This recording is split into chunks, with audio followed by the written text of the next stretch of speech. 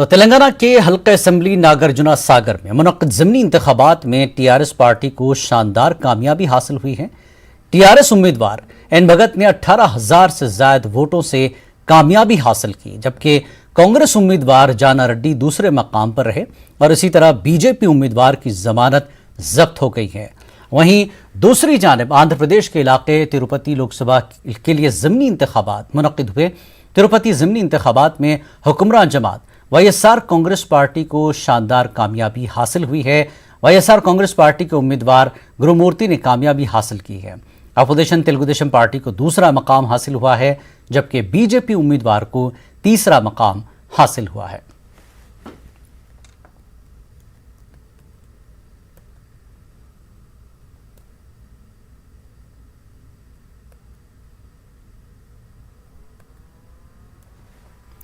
तो आज एक तरह से 2 मई नतीजों का दिन है।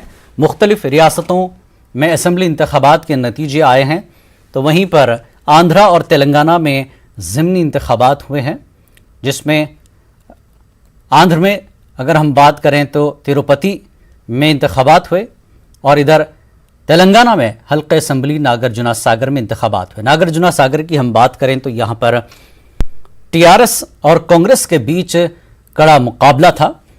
कांग्रेस की तरफ से जाना रेड्डी को मजबूत उम्मीदवार बनाया गया था और यह कहा गया था कि जिस तरह से यहां पर जात पात की सियासत बड़ी अहमियत रखती है नागार्जुना सागर असेंबली हल्के में, और जाना रेड्डी को मजबूत उम्मीदवार कहा जा रहा था और जीत बताई जा रही थी, लेकिन टीआरएस ने पूरे दमखम के साथ अपना सर दिखाया और टीआरएस ने शानदार जीत नागार्जुना सागर असेंबली हल्के में दर्ज की है और 18,000 से ज्यादा वोटों से जो टीआरएस के उम्मीदवार एन भगत ने जीत हासिल की है। तो दुबाका असेंबली हल्के की जो नाकामी है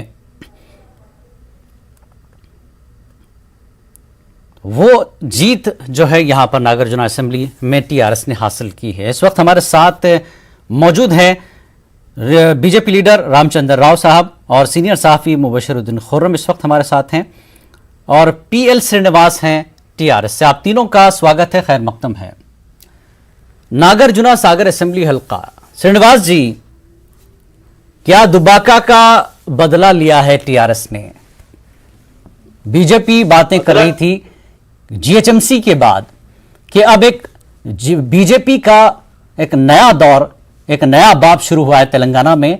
अब यहां पर बीजेपी को कोई रोक नहीं सकता। क्या साबित किया है टीआरएस ने? आप देख चुके हैं दुब्बा के बाद में अपना कारपोरेशन इलेक्शन में, उसके बाद में थोड़ा एक सीट जीतने के बाद जी, और ये कारपोरेशन में 40 सीट आने के बाद बोल दिए कि ये टीआरएस खत्म हो गया, पूरा बीजेपी आ रहा है, पूरा स्टेट में बीजेपी आ रहा है। ये पूरा गलत की बात है, क्योंकि वो दुब्बा का अलग था, वो बाई इलेक्शंस था। वो बाई इलेक्शंस में इससे पहले वो कंटेस्ट किया था दुब्बा के में एमएलए से बीजेपी के साथ में। वो थोड़ा उसको सिंपैथी था, उसके ऊपर थोड़ा वोटों में से जीत गया, ठीक है, तो जीते हैं, वो कुछ गलती नहीं है। पर बीजेपी क्या हो गया, इधर इतना अच्छा काम कर रहे, पूरा देश में तेलंगाना में केसीआर साहब इतना अच्छा कार्यक्रम कर रहा है, इतना स्कीम्स ला रहे हैं, इतना डेवलप कर दिया। 7 साल में तेलंगाना को, बंगारा तेलंगाना में अच्छा जितना करा है वो बहुत कुछ अच्छा करा है। उसके बारे में अभी आज के दिन क्या बीजेपी बोल रहे हैं कि बीजेपी के बारे में आप जानते हैं, सेकेंड टाइम फर्स्ट टाइम हम भी मानते थे, हमारे मोदी साहब बहुत अच्छे कर रहे हैं, देश में पूरा हलचल हो जाता है, अब सब समझे थे। मगर क्या हो गया आप देख रहे हैं, अभी सेकेंड टाइम में, अभी नेक्स्ट टाइम बीजेपी आने का सवाल ही नहीं होता केंद्र में भी। ये मैं पहले बोल चुका हूं, और मैं तमिलनाडु के बारे में हूँ, केरला के बारे में हूँ, वेस्ट बंगाल के बारे में, इससे चर्चा में मैं बहुत बार बोला था बीजेपी आंसर नहीं आएगा, क्योंकि आप सोचिए 20 बार प्रधानमंत्री वेस्ट बंगाल में गए और शाह साहब तो उधर ही बैठ गए। और ठीक है, वो अलग इशू है सर। हम तेलंगाना में रहे, तेलंगाना में हैं हम, क्योंकि वक्त कम है।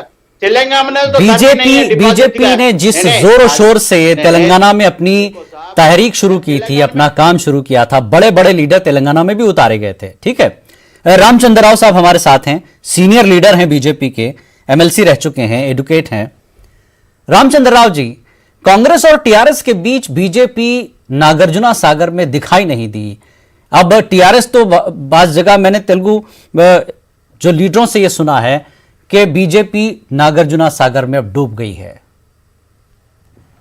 ये बात सही है कि नागार्जुन सागर में बीजेपी का जो प्रदर्शन था जी वो बहुत खराब रहा है। मैं कोई इसमें दूसरी राय नहीं है। हम भी इसके बारे में कैसा हुआ, किस लिए हुआ, हम इसके बारे में जरूर पार्टी में इस पे चर्चा करेंगे, वो अलग बात है। ठीक। लेकिन एक बात आपको ध्यान में रखना चाहिए कि नागार्जुन सागर जो इलाका है और जो चुनाव क्षेत्र है, कभी भारतीय जनता पार्टी का गढ़ नहीं था। वहाँ भारतीय जनता पार्टी को पिछले 2 बार भी 2000 वोट से कम आए थे, 2000 तक आए थे वोट, ज्यादा कभी नहीं आए थे। ठीक ठीक। इस बार 6000 तक, कुछ 7000 तक कुछ आया हुआ है वोट उनको जी। फिर भी मैं समझता हूँ कि वहाँ नागार्जुन सागर में 2 बड़े पर्सनालिटीज, एक पार्टी का पर्सनालिटी टीआरएस जी और दूसरा जाना रेड्डी जी कांग्रेस। वो कांग्रेस का वहाँ पर नहीं है, वहाँ जाना रेड्डी जी का एक व्यक्तिगत वहाँ प्रभाव है। बिल्कुल, क्योंकि वहाँ से 30 साल तक वो विधायक रहे हैं उसी क्षेत्र से जी। और वो एक बुजुर्ग है और तेलंगाना के राजनीति में और आंध्रा के राजनीति में भी बहुत बड़ा उनका एक अपना स्थान है। तो इसीलिए एक बड़ी पार्टी से और एक बड़े व्यक्ति के बीच में भारतीय जनता पार्टी को तीसरे स्थान पर जाना पड़ा, क्योंकि वहाँ की जो जनता है, वहाँ के जो लोग वोटर्स हैं, उन्होंने दोनों के बीच में अपना निर्णय के लिए एक मतलब वोटिंग किया था जी।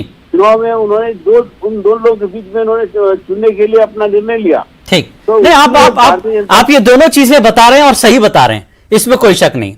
लेकिन जीएचएमसी के बाद ऐसा लग रहा था कि बीजेपी की एक तरह से इनिंग शुरू हुई, बीजेपी अब बहुत तेजी से आगे बढ़ेगी, ऐसा लोगों का जहन बनाया गया था बीजेपी की तरफ से। लेकिन आप 50% तक भी नहीं पहुंच पाए नागार्जुन सागर में। क्या कमियां रही बीजेपी की तरफ से, जो बेसिकली आप हालांकि इलेक्शन में बहुत मजबूती से उतरती बीजेपी, कोई भी इलेक्शन हो, बीजेपी अक्सर कहती है कि हम किसी इलेक्शन को छोटा नहीं समझते, चाहे वो 1 सीट का क्यों ना हो। तो कमी क्या रह गई थी इसमें? सही बात है, मैं यही मानता हूँ।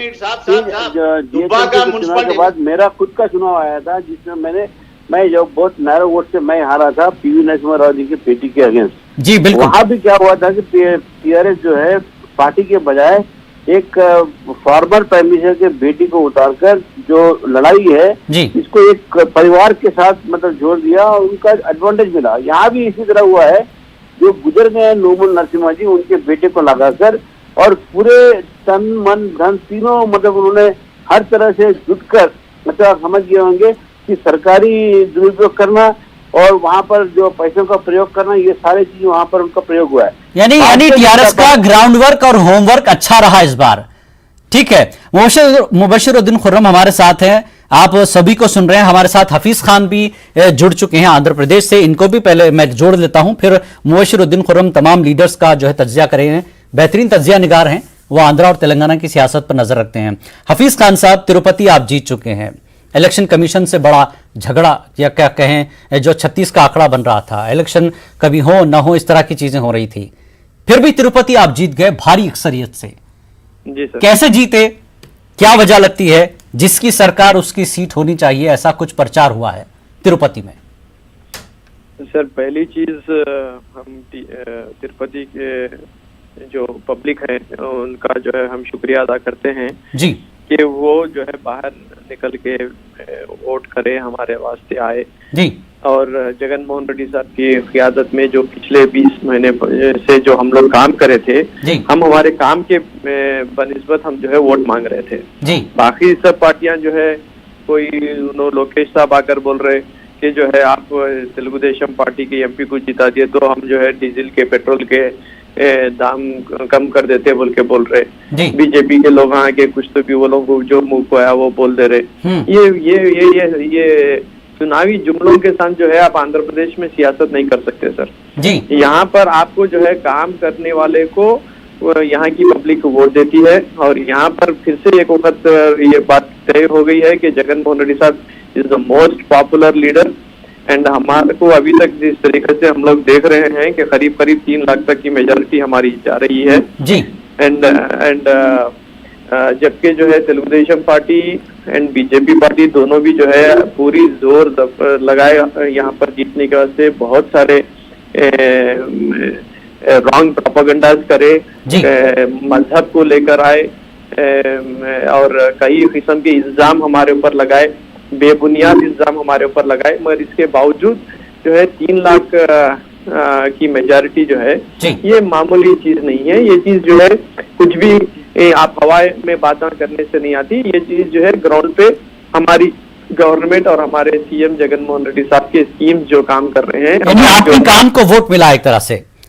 ठीक है, हमारे काम के लिए और हमारे सीएम साहब की सूरत देखकर हमारे जो नॉन करप्ट गवर्नेंस है और हमारी जो वेलफेयर स्कीम्स हैं, और हम लोग जिस तरीके से फार्मर्स के लिए रहने दीजिए या एजुकेशन सेक्टर में रहने दीजिए, हेल्थ केयर सेक्टर में रहने दीजिए, जिस तरीके के हम लोग एक रिफॉर्म्स लेके आए हैं, एक ग्रेट रिफॉर्मर हैं, एक पॉलिटिकल सोशियो फाइनेंशियल रिफॉर्मर आज हमारे सीएम साहब हैं, उसी का जो है नतीजा है। हाफिज खान आप हमारे साथ ही जुड़े रहिए।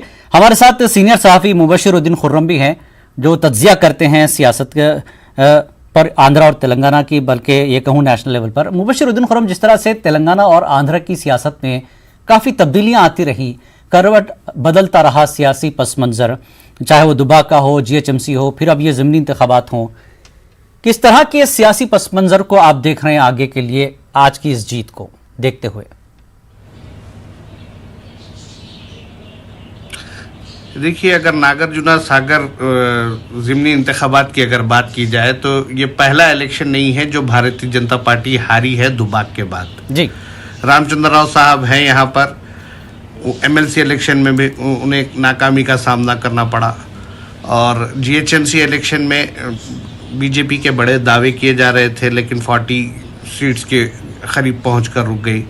लेकिन जो सूरत हाल आज बनी हुई है, अगर इसे देखा जाए तो आगे बीजेपी के लिए और भी रास्ते खुल रहे हैं।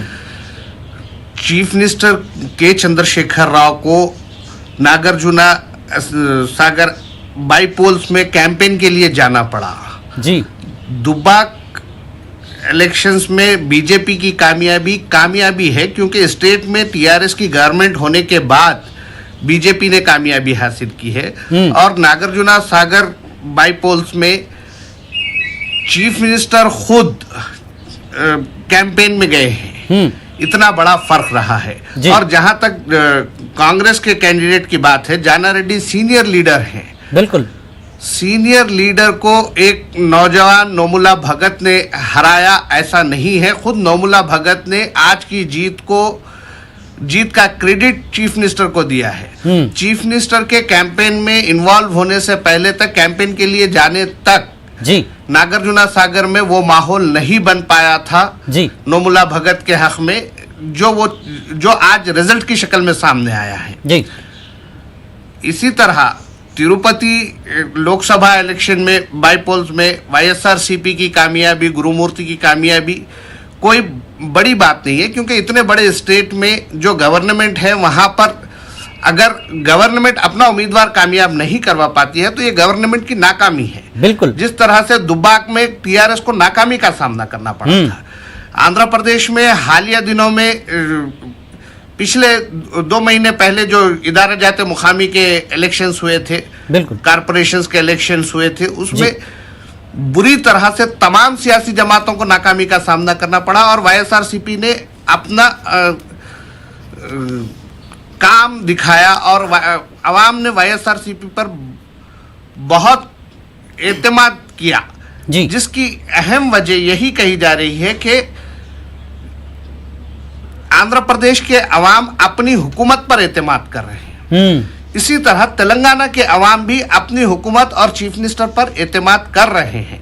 ठीक, इसकी वजह यही एक वजह है जो बाईपोल्स में इन्हीं जमातों के उम्मीदवारों की कामयाबी हो रही है। ठीक ठीक, पीएल श्रीनिवास जी, जैसा कि मुबशिरुद्दीन खुर्रम ने कहा कि सरकार है और अगर हमारा नुमाइंदा हारता है तो इसका बड़ा गलत मैसेज जाएगा, और जब से सरकार आई है टीआरएस की, केसीआर पर यह इल्जाम लगता रहा कि भाई सरकार बन गई, वो फार्म हाउस में गोशा नशीन है, लेकिन बीजेपी के एक्टिव होने के बाद कहीं ना कहीं टीआरएस जो है अब ज्यादा एक्टिव हो गई है अपनी सियासी जमीन बचाने के लिए, चाहे वो 1 सीट हो या फिर जीएचएमसी हो, क्योंकि जीएचएमसी के बाद टीआरएस ने बहुत कुछ सीखा है।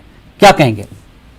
नहीं, सीखने का नहीं है ये क्या है, ये सिटी में, हैदराबाद सिटी में थोड़ा बहुत बीजेपी के था, उन लोग बोले हम लोग ही मेयर बनेंगे, हम लोग भी डिप्टी मेयर बनेंगे, मगर हम ही मेयर बने, हम ही डिप्टी मेयर बने। और एक बात है, रामचंद्र राव साहब एक्चुअली उसका पर्सनालिटी में वोट आया, बीजेपी से नहीं आया।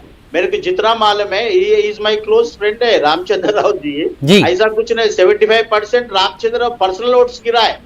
He is a very good person and he is also BJP रहने के बाद में भी he is also the bar council है, एडवोकेट है, अच्छा नाम है उसका। पर्सनल बीजेपी से नहीं आया वो कम वोटों से हार गया बोलो तो भी उसका पर्सनल का 75% है। बीजेपी या तेलंगाना में कुछ नहीं है, दुब्बा के हिसाब से वो विन हो गया। कहीं को बोलो तो उधर वो बाई इलेक्शन था, उन्होंने 2-3 बार हार गया था, उसको तो सिंपैथी में हो गया था। अभी एमएलसी इलेक्शन में आप देखे सिटिंग एमएलसी ही गया है, क्योंकि वो गलती कर रहे हैं। अभी सेंटर में किसका हिसाब, मोदी अकेले के नाम से चल रहा था पूरा दुनिया में। अभी ये रीजनल पार्टी है ना, पूरा रीजनल पार्टी से डोमिनेट कर रहे हैं, आज डोमिनेट कर रहे हैं। क्यों कर रहे हैं, उसके मुट्ठी में लगाना बोल के बीजेपी पार्टी अपना मोदी साहब, शाह साहब देख रहे हैं। इसलिए आज आप देखे ममता जी को कितना कैंपेनिंग की है, उतना कैंपेनिंग करने के बाद 22 मिनिस्टर गए, मुख्य प्रधानमंत्री 20 बार गया है। नहीं, मैं बोल रहा हूँ साहब, एग्जाम्पल बोल रहा हूँ। अभी दिल्ली में हो दो, किधर भी हो दो, अभी क्या है, अभी वायरस का है, कोरोना वायरस के बारे में क्या उसके मुट्ठी में बनाए, उन्हें जो बोले वो करना पड़ रहा है। ऐसा कुछ नहीं है। रीजनल पार्टीज अभी साउथ इंडिया में उन लोग जीतने के लिए कोशिश करे है। आप देखे तमिलनाडु में देखे, केरला में देखे क्या रिजल्ट आया, उसके बाद में वेस्ट बंगाल में क्या रिजल्ट आया। मैं बोल रहा हूँ नेक्स्ट इलेक्शन में पार्लियामेंट में 100% है ना, ये वैक्यूम आ गया। अभी इन लोगों का क्या डाउनफॉल आ गया बीजेपी को पूरा भारत में। अभी बोल रहा हूँ नेक्स्ट इलेक्शन में बीजेपी का बहुत कम सीट आएगा और ये थर्ड फ्रंट। ठीक है, वो आगे की भविष्यवाणी अलग चीज है। रामचंद्र राव जी, जिस तरह से श्रीनिवास जी कह रहे हैं और मुबशिरुद्दीन खुर्रम कह रहे हैं कि स्टेट लेवल की पार्टीज पर अब लोग भरोसा कर रहे हैं, लेकिन बीजेपी की अगर हम बात करें, किसी भी स्टेट में इलेक्शन होता है तो बड़े बड़े लीडर्स जो है स्टेट में पहुंच जाते हैं और स्टेट लीडर्स को कहीं ना कहीं वो एक छोटापन महसूस होता है कि हम फेस नहीं बन पा रहे हैं, कि हम डिपेंड हैं सेंट्रल लीडरशिप पर, तो स्टेट में इसकी जगह नहीं बन पाती। कैसे देखते हैं आप इसको रामचंद्र राव जी? ये तो एक हमारी राजनीतिक पार्टी है, भारतीय जनता पार्टी एक नेशनल पार्टी है, बिल्कुल बड़ी पार्टी है, इस वक्त हिंदुस्तान में सबसे बड़ी पार्टी है, लेकिन स्टेट लेवल के लीडरों को वो पोजीशन, वो जगह आप नहीं देंगे तो जनता कैसे भरोसा कर लेगी कि हमारा स्टेट का अपना लीडर हमारे सामने नहीं है? हमारा जो पार्टी का सिस्टम है जी, हमारे जो लीडर्स हैं वो हर स्टेट से एक ही स्टेट का इंचार्ज होते हैं जी। और जैसे अभी मुबशिर साहब ने कहा कि केसीआर साहब 2 बार गए वहां पर, कहाँ नागालैंड में प्रचार करने के लिए, एक नोटिफिकेशन से पहले, एक नोटिफिकेशन के बाद जी। तो वो मुख्यमंत्री होकर बाई इलेक्शन में जाना एक नई बात है। सही। इसी तरह भारतीय जनता पार्टी भी पॉलिटिकल एक्टिविटी में, लेकिन इसका क्रेडिट आपको जाता है, बीजेपी को जाता है। रामचंद्र राव जी, मैं मानता हूं कि इसका क्रेडिट भी आपको जाता है, क्योंकि वो डर रहे थे कि भारतीय जनता पार्टी आगे ना आ जाए। और मैं आपको यही कहना चाहता हूं कि एक पॉलिटिकल पार्टी में उनका लीडर्स का घूमना और प्रचार करना उनका एक एक्टिविटी है, और उनको समझ लीजिए वो छोटा इलेक्शन हो या बड़ा इलेक्शन हो, उसमें प्रधानमंत्री से लेकर नीचे हमारे हद तक और हमारे नीचे जो भी नेता होते हैं हर एक इलेक्शन में आते हैं। मैं म्युनिसिपल चुनाव में गया हूँ और म्युनिसिपल चुनाव में हमारे स्टेट प्रेसिडेंट गए हैं, कई जगह पर हमने तरुण चुग को बुलाया है, कई जगह पे हमने ऑल इंडिया लीडर्स को बुलाया, वारंगल जैसे जगह पर। तो मतलब जहाँ जहाँ इलेक्शन का जो स्वरूप होता है वो उसको वहाँ पर हम हमारे लीडर को बुलाते हैं, गलत नहीं है, क्योंकि हमारा ऑल इंडिया पार्टी है। हमारे प्रेसिडेंट से क्या गलती है समझ में नहीं आ रहा। हमारे अध्यक्ष है, टीआरएस के अध्यक्ष है और मुख्यमंत्री अलग है इलेक्शन में।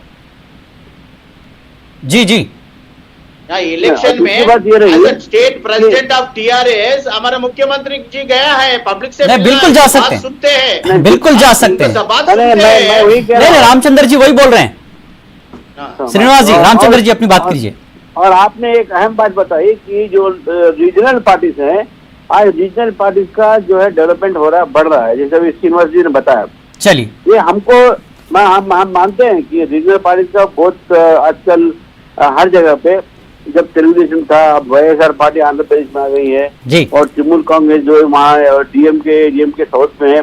पर पूरा देश अगर आप देखें तो रीजनल पार्टी थोड़े जगह पर छोड़कर आज उनका प्रभाव बढ़ रहा है। इससे हमें कोई परेशानी नहीं है, हम इससे कोई डरने की बात नहीं है। वो भी रीजनल पार्टीज और रीजनल जो एस्पिरेशंस रहते हैं वो रीजनल एस्पिरेशंस के लिए ये जो रीजनल पार्टीज का डेवलप हो रहा है, क्योंकि इसका जो कारण है ये कांग्रेस पार्टी के कारण हुआ है। कांग्रेस पार्टी ने पूरे देश में सब रीजनल और इम्बैलेंस लगाया था और इस रीजनल इम्बैलेंस से रीजनल एस्पिरेशन बढ़ा है और उसके कारण रीजनल पार्टीज का ग्रोथ हुआ है। देखिए भारतीय जनता पार्टी आने के बाद एक्सेप्ट वाईएसआर पार्टी के सिवाय वो भी कांग्रेस पार्टी ने खुद का गिल्टी से बनवाया है। कहीं भी रीजनल पार्टीज डेवलप नहीं हुए हैं।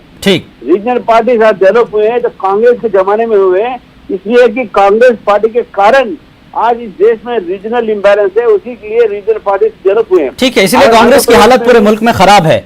बिल्कुल, इसीलिए इसी वजह से कांग्रेस की हालत खराब है। हफीज खान हमारे साथ हैं बहुत देर से। हफीज खान, जीत तो आप चुके हैं, लेकिन अब आपके सामने जैसा कि रामचंद्र राव कह रहे हैं कि स्टेट लेवल पर पार्टियां उभर रही हैं, मजबूत हो रही हैं। वाईएसआरसीपी नहीं है, जगन को एक अच्छा मौका मिला है पहला, लेकिन सामने टीडीपी है, जनसेना है और फिर पुरानी कांग्रेस है और साथ में बीजेपी भी पूरे पावर में इस वक्त वहां पर है, मतलब मजबूती के साथ खड़ी है। कितना बड़ा मुकाबला आगे आप देखते हैं? आप अब काम के साथ आगे बढ़ेंगे? हालांकि आप पर कई इल्जामात लगे, आपने भी खुद कहा कि हम पर बहुत से इल्जामात लगे हैं। जी, कितना मुकाबला सख्त होगा? रीजनल पार्टी ही आपके सामने है, आपके स्टेट की आगे के लिए। देखिए साहब, हम जो है पिछले 10 साल से अपोजिशन में, 9 साल अपोजिशन में रह के आए हैं। हम पब्लिक के क्या चाहती है, पब्लिक को किस तरीके से सेवा करना है, पब्लिक के एस्पिरेशंस क्या है, पब्लिक क्या एक्सपेक्ट करती है गवर्नमेंट चेंज होने के बाद, ये हमारे लीडर बहुत अच्छी तरीके से समझते हैं श्री वाईएस जगनमोहन रेड्डी साहब। उसी तरीके से हम जो है पब्लिक का जो है आज साथ देते हुए, आप देखेंगे तो बेस्ट वर्किंग सीएम्स में जो है आज टॉप 3 में जो है हमारे सीएम वाईएस जगनमोहन रेड्डी साहब आ रहे हैं। आज हमारा आज वॉलंटियर सिस्टम जो है पूरा इंडिया। हफीज खान, आपका आंध्र प्रदेश में किसी से इत्तेहाद नहीं था, जबकि बीजेपी, जनसेना ये साथ में थे, फिर टीडीपी अलग से आपके सामने खड़ी थी, फिर भी आप जीतते हैं। तो आपकी क्या सीधे कामयाबी सिर्फ काम की वजह से है, या फिर एक इल्जाम जो बड़ा लगा था आप पर कि आप सरकारी मशीनरी का गलत इस्तेमाल कर रहे हैं, ये भी एक इल्जाम था आप पर? जी हाँ, हम जो है हमेशा हमारे सीएम साहब जो हमारे लीडर जगनमोहन रेड्डी साहब हैं, एक ही बात कहते हैं कि हम किसी के साथ जो है गठबंधन में नहीं, हम अकेले लड़ते हैं। हमारे खिलाफ सारी की सारी पार्टियां लड़ रही हैं, पिछले 10 साल से लड़ रही हैं और आज भी लड़ रही हैं, कल भी लड़ेंगे और हम लोग हमेशा सिंगल लड़ेंगे। और रही बात ऑफिशियल मशीनरी की या जो है जितने भी इल्जामात जो है बीजेपी पार्टी वाले या टीडीपी पार्टी वाले लगाए, ये बेबुनियाद हैं, क्योंकि अंगूर खट्टे हैं वो लोग जो है। जिस तरीके से जगनमोहन रेड्डी साहब आके 40 ईयर्स का जो एक्सपीरियंस बोलने वाले, बहुत बड़े बड़े नाम और बहुत बड़े काम करने वाले चंद्रबाबू नायडू साहब का जिस तरीके से मीडिया मैनेजमेंट से जो है उनका नाम था, उसको जो है पूरी तरीके से ढेर कर चुके हैं। आज पब्लिक के लिए जो चीज चाहिए वो चीज करना आज आंध्र प्रदेश। ठीक है मुबशर खुरम, जिस तरह से आज नतीजे आए हैं पूरे मुल्क में, चाहे वो तमिलनाडु का हो, मगरबी बंगाल का हो, सबसे अहम बात मगरबी बंगाल की है, और इधर तेलंगाना और आंध्र में भी जो सियासी, आपने शुरू में भी इशारा दिया कि जो यहाँ की इलाकाई पार्टियां हैं अब वो मजबूती से खड़ी हैं। उन्हें एक डर था कि चाहे वो कांग्रेस हो या बीजेपी हो, मरकज की बड़ी पार्टियां हैं, ये कहीं ना कहीं उन्हें उनकी सियासी जमीन छीन न लें। अब आगे का जो सियासी पस मंजर है, इलाकाई पार्टियां कितनी कोशिश करेगी आगे अपनी सियासी जमीन को बाकी रखने के लिए, या क्या करना चाहिए? देखिए, मगरबी बंगाल में ममता बनर्जी ने जो कामयाबी हासिल की है, ये यूपीए के लिए एक बेहतरीन मौका है रीअलाइनमेंट का। जी, अगर ये अपनी फिर से असर नौ कोशिश करते हैं, यूपीए को फिर से तैयार करते हैं जी, और कांग्रेस जो मुसलसिल नाकामी का सामना कर रही है, कांग्रेस लीडरशिप कमजोर पड़ चुकी है, चाहे वो सोनिया गांधी हो, राहुल गांधी हो या प्रियंका गांधी हो, उनका इमेज कमजोर होता नजर आ रहा है। अगर इन हालात में वजीर आजम नरेंद्र मोदी को, भारतीय जनता पार्टी को टक्कर देने वाली ममता बनर्जी को यूपीए का चेयरपर्सन बनाते हुए यूपीए को रीअलाइन किया जाता है, तो ऐसी सूरत में हिंदुस्तान की वो रीजनल सियासी जमातें जो कि अपनी अपनी रियासतों में एक मजबूत मौक़िफ़ रखती हैं, जैसे कि तेलंगाना में ऐसे में क्या टीआरएस और वाईएसआर जुड़ेंगे फिर उसमें? तमिलनाडु में डीएमके, तेलंगाना और आंध्रा को कहां देखते हैं आप? देखिए, अगर यूपीए का हिस्सा दोनों नहीं रहे हैं जी, इसकी बुनियादी वजह यह रही है कि गांधी खानदान से यूपीए चेयरपर्सन है और कांग्रेस की छाप यूपीए पर रही है। बिल्कुल, अगर कांग्रेस की छाप यूपीए से निकालकर रीजनल पार्टी से कोई लीडर को, जैसा कि आज एक मजबूत लीडर के तौर पर ममता बनर्जी उभरी है जी, मैं कुछ चैनल्स पर देख रहा था, उन्हें झांसी की रानी कहा जा रहा है, तो जब इतनी मजबूत किरदार की हैसियत से उभरी है तो उन्हें यूपीए चेयरपर्सन बनाने में रीजनल पार्टीज को कोई यानी आगे चलकर रीजनल पार्टीज का बड़ा अहम रोल होगा, क्योंकि सियासी तौर पर अब हर रीजनल पार्टी अपने अपने स्टेट में अपनी सियासी जमीन मजबूत कर रही है, जिसकी वजह से अब आगे का सियासी मंजरनामा वही लग रहा है जो आपको 2000 पहले या 2014 से पहले एक इत्तेहाद वाली पार्टियों की सरकार थी, लेकिन स्टेट पार्टीज का एक बड़ा अहम रोल आगे आपको लग रहा है, ये आप कह रहे हैं। बिल्कुल, बहुत अच्छी बात आपने कही कि बहरहाल आज के नतीजे देखने में जी, अपनी बात कर लीजिए, लास्ट सेकंड जी। मैं एक आखिरी बात ये कहूंगा कि अगर रीजनल पार्टीज अपने इत्तेहाद को फौकियत नहीं देते हैं, इंपॉर्टेंस नहीं देते हैं, तो ऐसी सूरत में भारतीय जनता पार्टी को 2024 में भी हराना मुमकिन नहीं होगा जी। इसीलिए भारतीय जनता पार्टी की यह कोशिश रहेगी कि किसी न किसी तरह से रीजनल पार्टीज में दरारें पैदा की जाती रहे और उन्हें दूर रखा जाए। जी, बहुत बहुत शुक्रिया आप चारों मेहमानों का कि जिस तरह से आपने बातें कही हैं कि नतीजे अपने तौर पर आई हैं, हार जीत किसी न किसी की तो होनी ही है। बहरहाल सियासी तौर पर रियासत में जो अपनी सियासी ज़मीनें हैं वो स्टेट की पार्टियां अपनी ज़मीन मजबूत करने में अब जुट चुकी हैं। कांग्रेस के बाद अब बीजेपी के लिए बड़े चैलेंज होंगे। और इस वक्त की एक बड़ी खबर हम आपको दे दें, नंदीग्राम से आई है। जी हां, नंदीग्राम सीट से ममता बनर्जी की शिकस्त हुई है। शुभेंदु अधिकारी ने जीत हासिल कर ली है। काफी 15 राउंड हो चुके थे इस सीट को लेकर। इसमें लग रहा था शुभेंदु अधिकारी आगे, फिर ममता बनर्जी आगे बढ़ी, लेकिन बड़ी खबर यह है कि नंदीग्राम सीट से ममता बनर्जी की शिकस्त हुई है और शुभेंदु अधिकारी जीत हासिल कर दी है। शुभेंदु अधिकारी ने 1622 वोटों से जीत हासिल की है। इससे कबल एनआईए ने ममता की जीत बताई थी। तो बड़ी खबर इस वक्त की, नंदीग्राम सीट से ममता बनर्जी की शिकस्त हुई है, शुभेंदु अधिकारी ने जीत हासिल की है। शुभेंदु अधिकारी ने 1622 वोटों से यह जीत हासिल की है। इससे कबल एएनआई ने ममता की जीत बताई, लेकिन थोड़े से फर्क के बाद शुभेंदु अधिकारी ने जीत हासिल की। 1622 वोटों से जीत हासिल की नंदीग्राम सीट से और ममता बनर्जी को हराया है।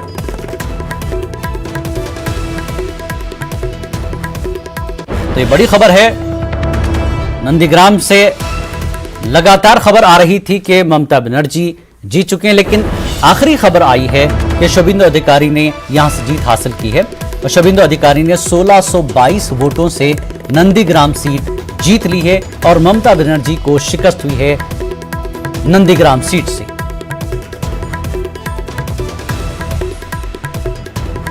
इस वक्त की बड़ी खबर आपको बता दें कि ममता बनर्जी नंदीग्राम सीट हार चुकी है। शुभेंदु अधिकारी ने जीत हासिल की है। शुभेंदु अधिकारी ने 1622 वोटों से जीत हासिल की और इससे कबल एएनआई ने ममता की जीत बताई थी, जबकि थोड़े से फर्क के बाद अगले राउंड में ही 1622 वोटों से शुभेंदु अधिकारी ने नंदीग्राम की सीट जीत ली है।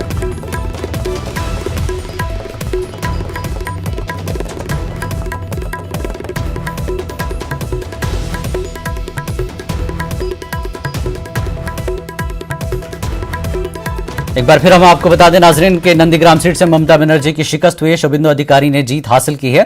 शुभेंदु अधिकारी ने 1622 वोटों से ये जीत हासिल की है, जबकि पहले कहा जा रहा था कि ममता बनर्जी की जीत बताई गई थी, लेकिन अगले ही राउंड में 1622 वोटों से शुभेंदु अधिकारी ने ये जीत हासिल की है। 15 राउंड तक ये बताया गया था कि ममता बनर्जी आगे चल रही हैं, लेकिन अगले ही राउंड में 1622 वोटों से शुभेंदु अधिकारी ने जीत हासिल की है नंदीग्राम से। नंदीग्राम की सीट ममता बनर्जी हार चुकी है। एक झटका है नंदीग्राम से ममता बनर्जी के लिए, इसलिए ममता बनर्जी ने 2 जगह से इलेक्शन लड़ा है और नंदीग्राम सीट से ममता बनर्जी शिकस्त पा चुकी हैं। और शुभेंदु अधिकारी जो खुद उनके पार्टी के थे, टीएमसी के लीडर थे और ममता बनर्जी के करीबी थे, वो बीजेपी में शामिल हुए और शुभेंदु अधिकारी ने ये जीत हासिल की है। तो फिलहाल इतना ही। आदाब।